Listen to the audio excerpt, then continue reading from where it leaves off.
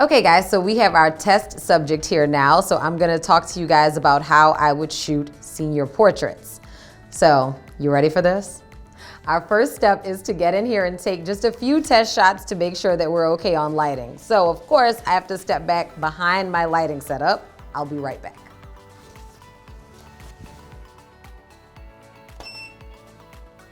Okay, I just took a test shot. As we can see, this photo is way too bright. So I am now going to go in and adjust for why it's so bright. So step one, my ISO is on 100. When you're indoors, you can be anywhere between 100 and 200 and that should be good, so I'm gonna leave that alone.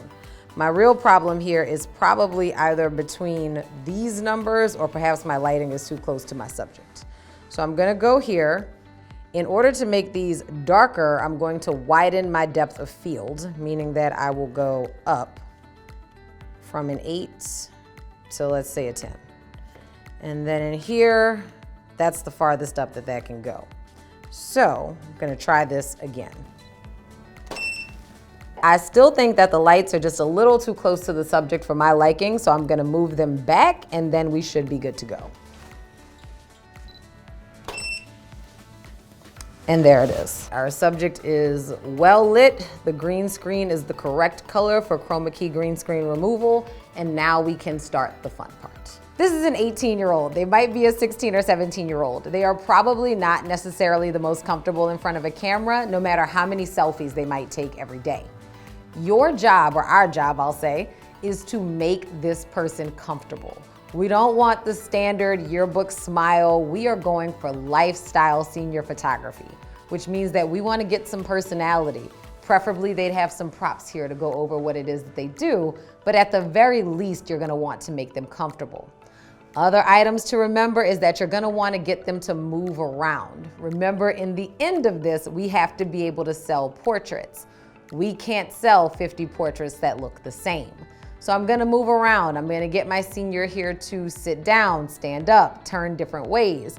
That way we get lots of different options. We're also gonna bring in some props so that when it's all said and done, we want anywhere from 30 to 100 photos that are actually different that we can sell to parents. You ready? Why don't I get you to turn just a little bit to your right? Yep, just like that, right there. Now, your body is leaning back from me. Pretend that you like the camera. This isn't that bad, right?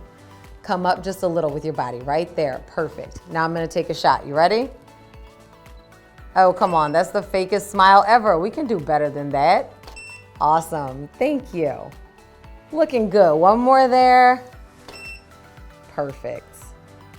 All right, now let's turn all the way to the front. Now what you guys are gonna notice is that I'm gonna have him turn to the front, but I'm also gonna have him change the positioning of his hands.